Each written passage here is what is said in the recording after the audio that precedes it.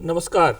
नई बुलंदी कार्यक्रम में आप तमाम दर्शकों का स्वागत है। ग्रामीण क्षेत्र में तकनीक का विकास और उस तकनीक के विकास के माध्यम से ग्रामीण क्षेत्र का सर्वांगीण विकास, आज हम इस विषय पर चर्चा के लिए उपस्थित हुए हैं। हमारे साथ आज के चर्चा में शामिल हो रहे हैं श्रीमान जटाशंकर चौधरी जी। जटाशंकर चौधरी जी भारतीय प्रशासनिक सेवा के अवकाश प्राप्त अधिकारी हैं और प्रमंडलीय आयुक्त रह चुके हैं। तकनीक सिद्ध हैं, तकनीक के मामले में आपकी जानकारी बेहतर है और कृषि से लेकर के ग्रामीण इंफ्रास्ट्रक्चर के निर्माण में तकनीक का किस प्रकार बेहतर उपयोग किया जाता है, अपने संपूर्ण सेवा के काल में इन्होंने उसको सिद्ध करके दिखाया है। जटाशंकर जी, आपका हमारे स्टूडियो में बहुत बहुत स्वागत है। धन्यवाद और आपके सभी दर्शकों को मेरा जोहार। जटाशंकर जी, ग्रामीण विकास की जब हम बात करते हैं तो हम पुरानी बातों को लेकर के बैठ जाते हैं। आज जो नई नई चीज़ें सामने आ रही है, नई नई तकनीकें सामने आ रही है, इसको आप किस रूप में देख रहे हैं? देखिए, अभी जो नई तकनीक आई है, इससे जो ग्रामीण विकास का जो माहौल है उसमें बहुत बड़ा परिवर्तन धीरे धीरे आ भी रहा है और भविष्य में और आने वाला है। आप देखेंगे जो पहले का ग्रामीण विकास था, गांव था, वो धीरे धीरे अब डिजिटल गांव में परिणत हो रहा है। और अभी जो युवा हैं गांव में, ग्रामीण युवा, तो पहले था कि वो गांव इसलिए छोड़ते थे, एक तो है कि अपॉर्चुनिटी काम की खोज में जाते हैं, दूसरा कि उनको बहुत सारी अपॉर्चुनिटी पहले गांव में नहीं मिलती थी, इसलिए वो पलायन होता था।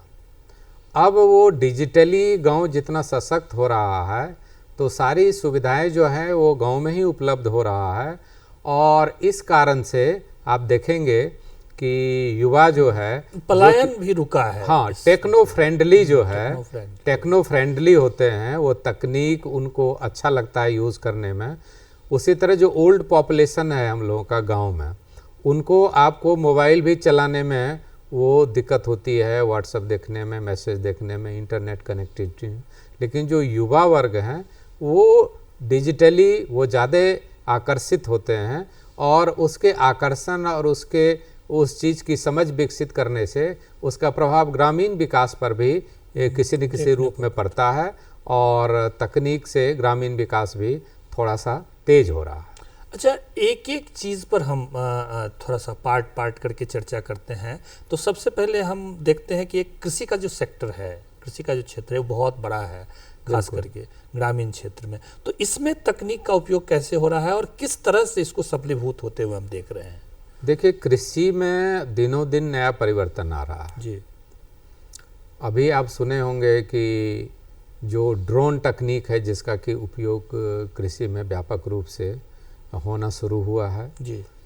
सभी जगह इफ़को जो है वो ड्रोन है और अभी जो ड्रोन दीदी जो कार्यक्रम है भारत सरकार का, जिसमें कि यदि कोई ड्रोन सेल्फ हेल्प ग्रुप लेना चाहता है तो उसको 8 लाख रुपया तक की जो मैक्सिमम सब्सिडी है, अधिकतम सीमा जो है, वहाँ तक उसको प्राप्त हो रहा है। ड्रोन आने से क्या हुआ कि पहले जो भी हम अपने फसल में स्प्रे करते थे, वो फर्टिलाइज़र का फॉलियर स्प्रे हो चाहे पेस्टिसाइड का स्प्रे हो, तो उसको हम लोग जो स्प्रे मशीन होता था उसको उपयोग करते थे और वो लेबर इंटेंसिव होता है, उसमें मजदूर लगता है काफ़ी।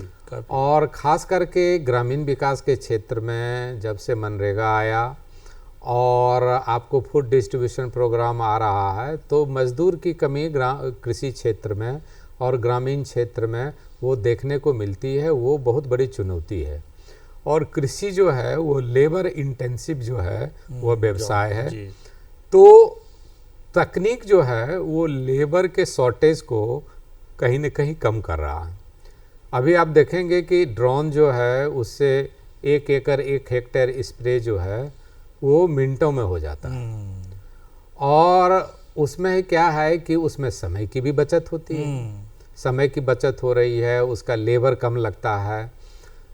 हाँ, एक उसमें परेशानी यह है कि चूँकि हमारे यहाँ होल्डिंग कम होता है, छोटे छोटे किसान होते हैं, तो उसमें फिर कम्युनिटी बेसिस पे लोग, सारे लोग एक साथ फसल लगाएं, एक साथ उसको करें, तब ड्रोन तकनीक को यूज़ कर सकते हैं। और वो ड्रोन जो है, गांव की जो महिला एसएचजी है, स्वयं सहायता समूह, वो भी सब्सिडी पे ले सकती है और उसका उपयोग ग्रामीण क्षेत्र में अब शुरू हुआ है। आने वाले समय में इसका व्यापक उपयोग होगा। उसी के साथ ही साथ मुझे लगता है कि ड्रोन के साथ ही साथ जो कृत्रिम बुद्धिमत्ता का जो क्षेत्र है वो भी काफ़ी महत्वपूर्ण है, उसका भी कृषि में काफ़ी उपयोग हो रहा है। बिल्कुल, अभी जो आर्टिफिशियल इंटेलिजेंस, जिसको कृत्रिम बुद्धिमत्ता बताए, तो उसका भी उपयोग हो रहा है, क्योंकि हर जगह उसकी मॉनिटरिंग, जैसे गांव आपको पेस्टिसाइड का, गांव में यदि फसल है उसमें यदि कीड़ा का प्रकोप हो गया, डिजीज लग गया,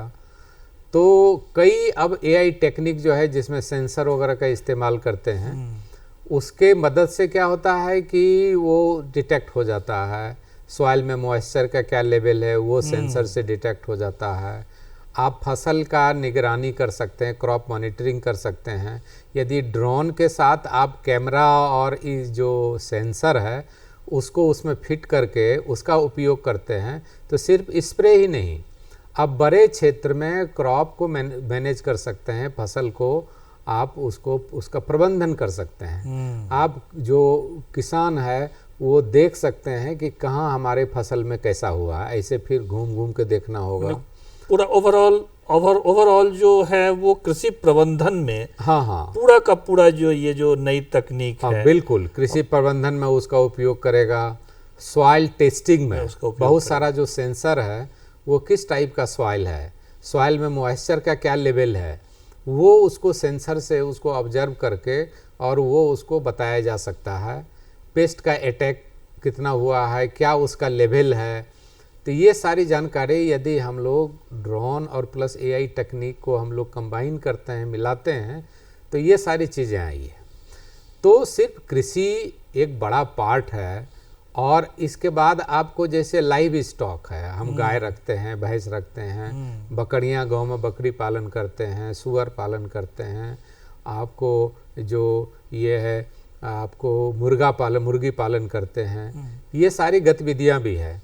गांव में आप देखते हैं कि आप जो है कि जो भी मवेशी है उसको वो चरने के लिए एक चरवाहा ले जाता है, वो काफ़ी संख्या में 100, 150, 200 मवेशी उसको भी प्रबंधित करने में, उसको भी प्रबंधन, लाइव स्टॉक का भी प्रबंधन हम कर सकते हैं। ड्रोन तकनीक से हम लोग उसको पता कर सकते हैं कि वो जो हमारा जो मवेशी है वो कहाँ पे है, किस जगह है, उसको लोकेट कर सकते हैं हम लोग।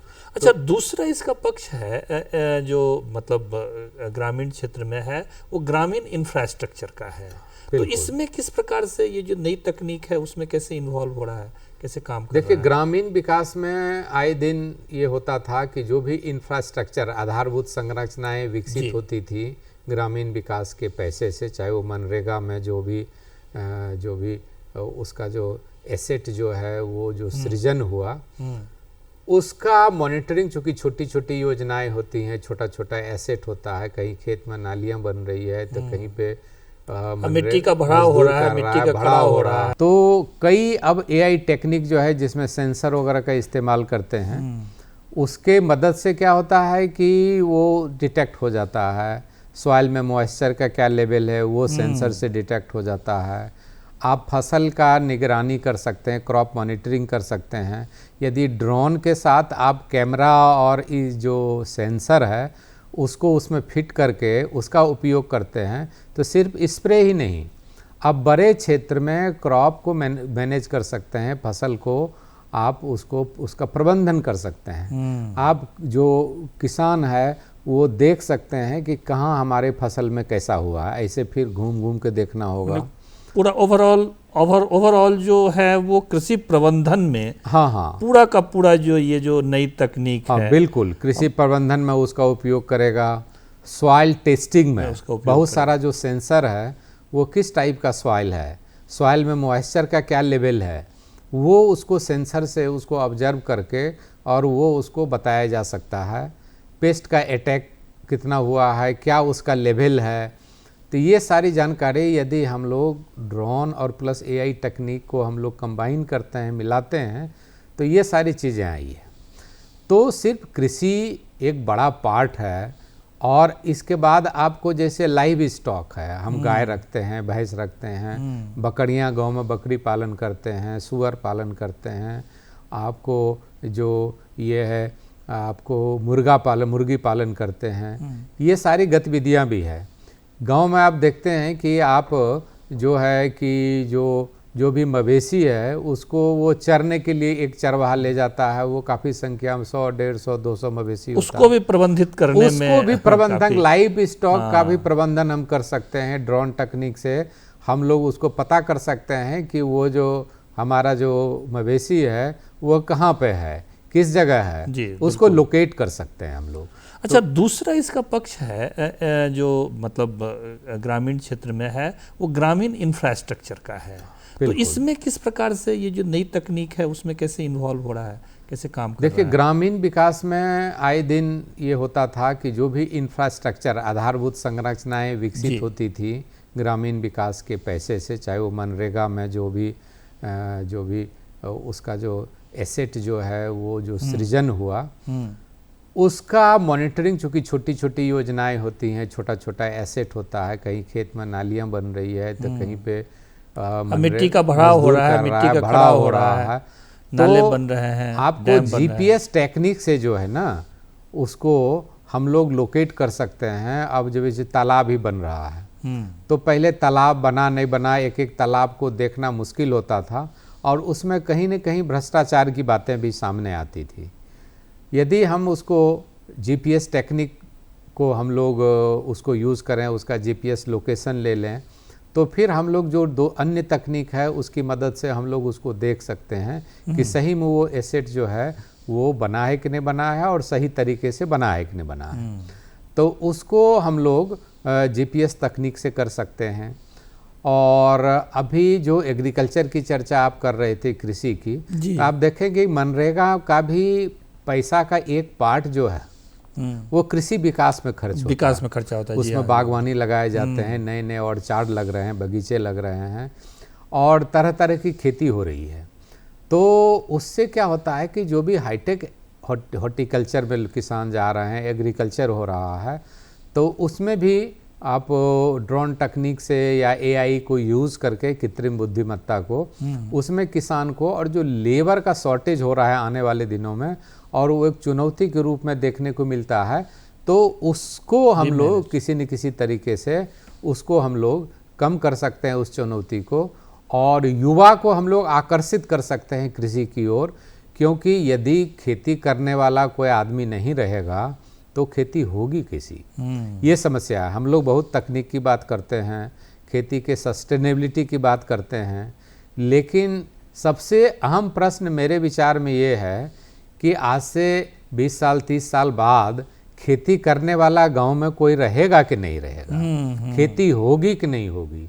तो तकनीक को लाना, ग्रामीण विकास, कृषि, इसमें ज़रूरी है, क्योंकि उस तकनीक के बदौलत ही युवाओं को हम लोग वो उसमें ईज ला सकते हैं, कोई भी काम वो आसानी से कर सकता है क्योंकि वो टेक्नो फ्रेंडली होते हैं। बिल्कुल। तो इस तरह से हम लोग उसका उपयोग करके ग्रामीण विकास को बढ़ावा दे सकते हैं, कृषि को बढ़ावा दे सकते हैं, आपको पशुधन विकास को बढ़ावा दे सकते हैं, नई नई संभावनाएं हो सकती हैं, उससे लोग पैसे कमा सकते हैं। अभी हम लोग अखबार में पढ़ते हैं कि अमुक आदमी इंजीनियर था सॉफ्टवेयर, वो मल्टीनेशनल में काम किया, अच्छा खासा पैसा मिलता था, छोड़ के गांव आ गया और वो खेती कर रहा है। अच्छा, इस क्षेत्र में तो गवर्नमेंट की काफ़ी इनिशिएटिव है, गवर्नमेंट भी काफ़ी काम कर रही है। जैसे मनरेगा मजदूरों को डायरेक्ट अब उसके अकाउंट में पैसे जा रहे हैं, पहले ऐसा संभव तो नहीं होता था। हाँ, जब तक वो खाता था, कहीं पोस्ट ऑफिस में खाता खुल गया, कहीं वहाँ खुल गया,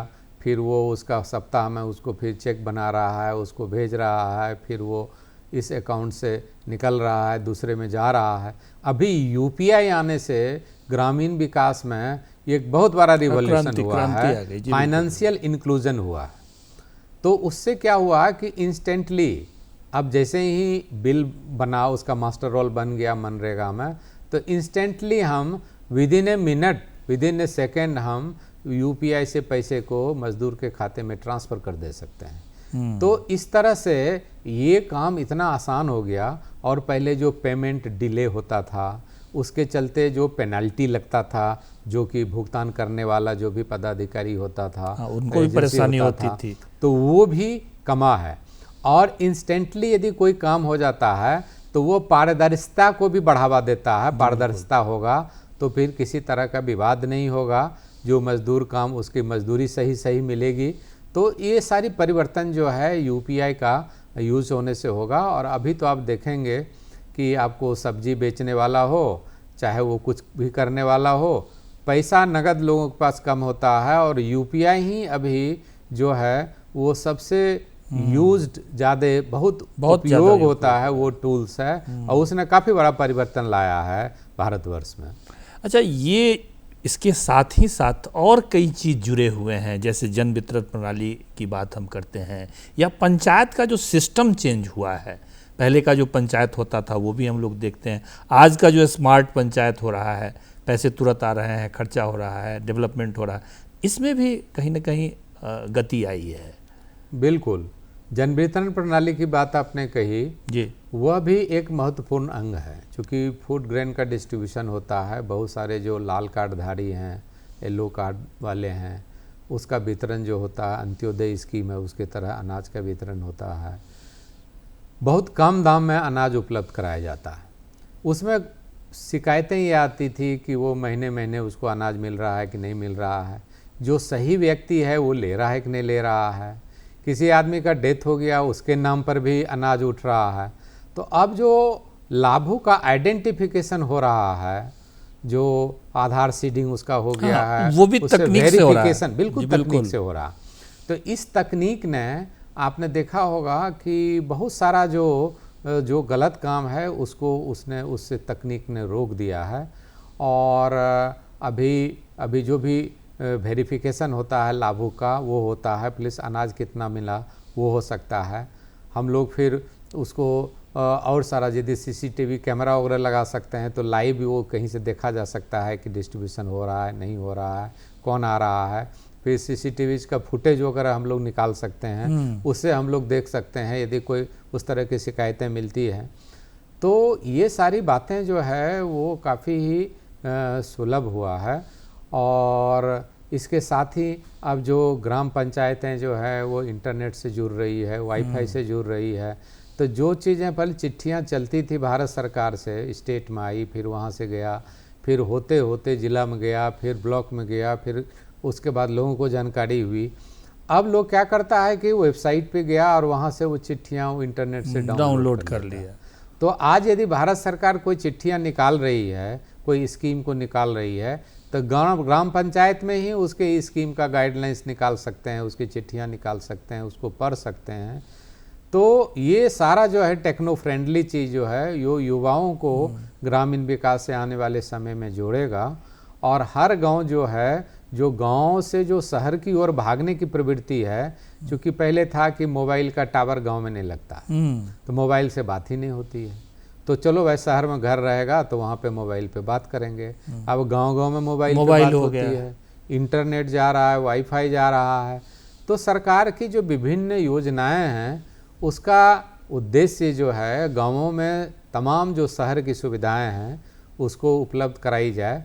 और यह उपलब्ध होने से क्या होगा कि जो युवा वर्ग जो है उसको गांव से फिर उस शहर की ओर वो भागना पसंद नहीं करेंगे और गांव की ओर गांव के रहना शुरू करेंगे। इससे शहर पे दबाव भी नहीं पड़ेगा और गांव धीरे धीरे विकसित होगा। हर पंचायत में ये इंटरनेट सुविधा बिल्कुल चरणबद्ध ढंग से, और जो उनके संबंधित जो कर्मचारी हैं उनको लॉगिन दे दिए हुए हैं, बहुत सारी चीजें अपलोड कर सकते हैं, पासवर्ड है, लॉगिन है, वो डाउनलोड कर सकते हैं, वो कर सकते हैं। लोग ईमेल सभी ग्राम पंचायतों का है, चिट्ठियाँ भेजना है तो पहले कोई प्यून बुक से सभी पंचायतों में जाके उसको रिसीव कराया जाता था, तो अब सीधे ईमेल पे इंस्टेंटली यदि सभी पंचायतों को भेजना है तो एक साथ चला जाता है जी। उसके बाद व्हाट्सएप मैसेज का भी बहुत उपयोग होता है।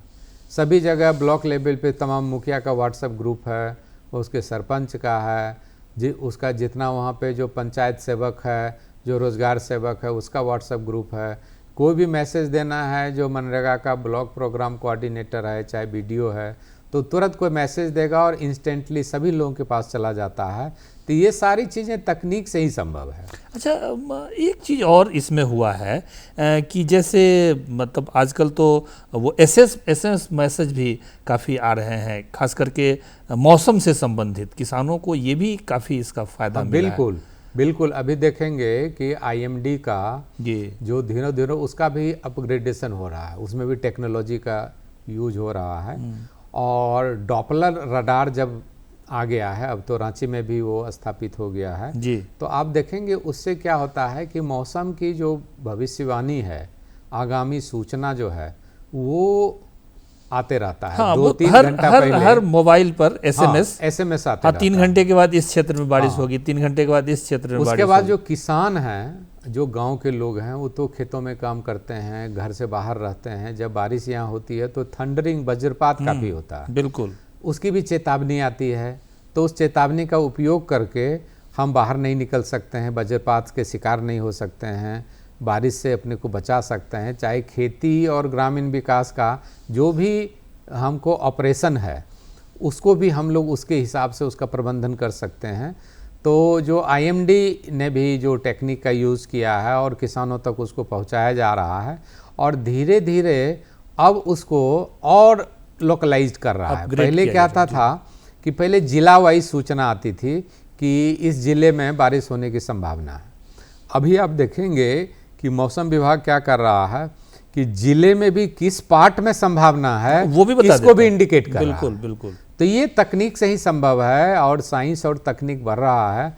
और उसका देखिए, साइंस और तकनीक का मतलब भी है का उसका उपयोग जीवन को सुधारने में हो, आसान बनाने जीवन में वैल्यू एडिशन के लिए हो, तो वो तकनीक का, लेकिन तकनीक का दुरुपयोग भी नहीं करना है। चाहे वो इंटरनेट हो, चाहे व्हाट्सएप मैसेज हो, मोबाइल हो, सबका यदि आप बैलेंस्ड उपयोग करते हैं तो वो निश्चित रूप से जीवन को आसान बनाता है। आप जो व्यवसाय कर रहे हैं उससे आसान बनाता है। गांव के लोग जो खेती करते हैं उनका जो उत्पाद है, अभी जो ई नाम पोर्टल है भारत सरकार का, उससे यदि किसान जुड़ जाएं तो उसको मंडी, तमाम मंडियों में क्या उसका प्राइस है वो पता चलता है इंस्टेंटली। पहले तो आपको लोकल मार्केट में क्या दाम है उतना ही पता चलता था। कोई आया तो जिला में किस दर में बिका वो पता चला, और पता चलते चलते देर हो जाती थी, फिर दाम में परिवर्तन हो जाता था। तो अभी इनाम पोर्टल पे का उपयोग करके हम लोग उसको कर सकते हैं। और इधर भारत सरकार ने कृषि जो है इंफ्रास्ट्रक्चर एक फंड भी बनाया है, उसमें आपको अपने प्रोडक्ट को उसको रखना, उसको उसका कीपिंग वैल्यू बढ़ाना, वैल्यू एडिशन करने के लिए, और सब में तकनीक का उपयोग हो रहा है। तो तकनीक का जितना उपयोग होगा उतना ही जो नया वर्ग है वो उसके तरफ आकर्षित होगा, उनको रोज़गार गांव में ही मिलेगा और उनका जीवन आसान होगा, और उनको लगेगा कि शहर में भी तो यही सुविधा है जो कि अभी गांव में है। जी बिल्कुल। तो इस तरह से फिर गांव से पलायन रुकेगा और गांव मजबूत होगा। अच्छा, 2 ऑर्गेनाइजेशन खास करके जो मतलब भारत सरकार हो या विभिन्न प्रकार की सहकारी संगठन हैं उसके माध्यम से विकसित किया गया है और ग्रामीण क्षेत्रों में एग्जिस्ट भी कर रहा है। स्वयं सहायता समूह है, एफपीओ है। तो इस दोनों क्षेत्रों में, इस दोनों क्षेत्र के रोजगारों में किस प्रकार से लाभ प्राप्त कर रहे हैं तकनीकों का उपयोग करके? बिल्कुल सही प्रश्न किया आपने। अभी जो स्वयं सहायता समूह है उसके लिए यहाँ पे जो झारखंड लिवलीहुड जो यहाँ पे संस्था है वो उसको देखती है, JSLPS। तो वो संस्था जो है वो SHG ग्रुप को, फिर SHG ग्रुप भी फेडरेट करता है। अब हर चीज़ में जो FPO भी बनाया जा रहा है, फार्मर्स प्रोड्यूसर्स ऑर्गेनाइजेशन। और तकनीक के आने से क्या होता है कि आप अपने रिकॉर्ड को भी डिजिटली मेंटेन कर सकते हैं, पैसे आप ट्रांसफ़र कर सकते हैं। कोई इनपुट खरीदना हो तो आप वहाँ से, आप इंटरनेट से, आप मेल से ऑर्डर कर सकते हैं, व्हाट्सएप मैसेज से ऑर्डर कर सकते हैं, अकाउंट मैनेज कर सकते हैं।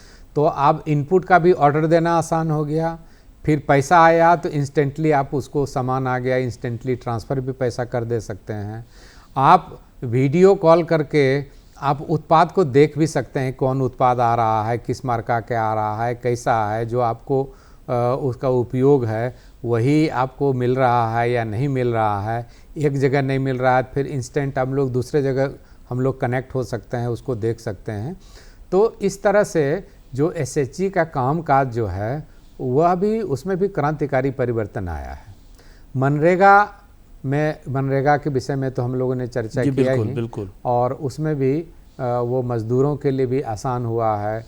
कहाँ काम मिल रहा है वहाँ वेबसाइट पे आ गया, नया काम कहाँ आ रहा है, कहाँ लेबर को जाना है, काम की कमी है उसका देख लिया कि अपना कितना दिन वो काम किया नहीं किया, कितना और उनका बचा हुआ है जो इंटाइटल और काम करना है। तो बहुत सारी चीज़ें जो है ना धीरे धीरे परिवर्तित हो रही हैं, और टेक्नोलॉजी के माध्यम से ग्रामीण विकास जो है वो दिनों दिन जो है वो मजबूत हो रहा है। अच्छा, मतलब जब इन तमाम चीज़ों की चर्चा हम करते हैं तो जो आर्टिजन हैं, खास करके ग्रामीण क्षेत्र में पशुपालन है, कृषि है, इसके बाद एक बहुत बड़ा वर्ग है आर्टिजन का जो हाथ से काम करके, जैसे लोहार है, सोनार है, बढ़ई है, तो अब जैसे मतलब राजमिस्त्री का है, ये लोग भी अपने अपने प्रोडक्ट को या अपने अपने मतलब कला को तकनीकों के माध्यम से थोड़ा बेहतर भी कर रहे हैं, और मुझे लगता है कि ऑनलाइन भी रोजगार प्राप्त कर रहे हैं। पहले तो ये शहरों में शुरू हुआ, अभी देखेंगे कि गांव वगैरह में भी जो राजमिस्त्री है उसका व्हाट्सएप ग्रुप है। यदि किसी को काम कराना है तो उस पर यदि आप मैसेज डालते हैं तो जो राजमिस्त्री खाली होगा तुरंत आपको कांटेक्ट हाँ, मुझे लगता है कि एक छोटे से व्हाट्सएप ग्रुप के माध्यम से कहीं भी यदि लेबर की ज़रूरत है, किसी राजमिस्त्री को वहाँ पे लेबर मान लीजिए जितना उसको ज़रूरत है नहीं मिला, दूसरा राजमिस्त्री के पास स्पेयर है तो वहाँ से लेबर को भेज दिया, तो मज़दूर को काम भी मिल रहा है, राजमिस्त्री को काम भी मिल रहा है, और इंस्टेंटली जो किसी कंज्यूमर को उसको जाके बुलाना है, ऑर्डर देना है, वो भी व्हाट्सएप मैसेज के माध्यम से हो जाता है, ऐप के माध्यम से। ऐप जो है अभी काफ़ी लाभकारी हो रहा है। गांव में जो मवेशी रखते हैं, जो दूध देने वाली गाय है, भैंस है, उसका जो दूध है, आप यदि दूध जमा किए मिल्क सेंटर पे तो तुरंत मान लीजिए कि जितना क्वांटिटी इंटर हुआ और वहाँ पे टेस्ट हुआ तो तुरंत उसका मैसेज आ जाता है कि इतना क्वांटिटी मिल्क आपने दिया, बिल्कुल, और कितना उसका SNP है, कितना उसमें फैट परसेंटेज है, और कितना पैसा उसका दाम होता है। फिर अकाउंट में चेक कर लीजिए कि आपका पैसा आ गया। जब अकाउंट में आया तो मैसेज से आपको इन्फॉर्मेशन मिल जाता है।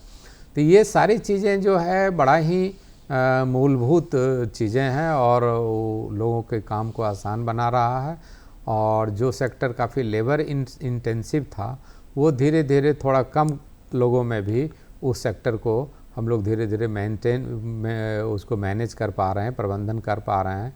नई नई मशीनें आ रही हैं, कृषि यंत्र आ रहे हैं, तरह तरह के, आपको गांव की सफाई करनी है, सफाई की नई नई मशीनें आ रही हैं ताकि गांव को स्वच्छ रखा जाए, सैनिटेशन हो। ऐप है, आप वहाँ से आप मैसेज दे सकते हैं, कहीं गंदगी मान लीजिए लगा हुआ है उसको मैसेज अपलोड कर सकते हैं, नगर निगम वगैरह उस पर काम कर रही है। तो ये सारी चीज़ें जो है वो परिवर्तन ला रहा है। कहीं पे मान लीजिए कि यदि वाटर स्टैग्नेट कर रहा है तो उससे मलेरिया वगैरह बीमारी हो सकता है, मच्छर हो सकता है, तो ये सब भी आप तकनीक से आप डिटेक्ट कर सकते हैं और फिर उसका उपाय समय के पूर्व कर सकते हैं। बहुत अच्छा जटाशंकर चौधरी जी, आप हमारे स्टूडियो में आए। डिफरेंट कई प्रकार की तकनीकी है और ग्रामीण इंफ्रास्ट्रक्चर से लेकर के कृषि और स्वरोजगार तक तकनीकों के माध्यम से हम प्राप्त कर रहे हैं। ग्रामीण क्षेत्र में लगातार परिवर्तन हो रहा है, क्रांतिकारी परिवर्तन हो रहा है। ऐसे तमाम विषयों पर हम लोगों ने चर्चा किया। आप हमारे स्टूडियो में आए, आपका बहुत बहुत आभार, बहुत बहुत धन्यवाद। ऐसे ही विषय को लेकर के हम आगे भी आपके सामने उपस्थित होते रहेंगे। तब तक के लिए विदा लेते हैं। जोहार, नमस्कार। जोहार सभी लोगों को, और आप दूरदर्शन को भी धन्यवाद हमारी बात आम श्रोता को पहुंचाने के लिए।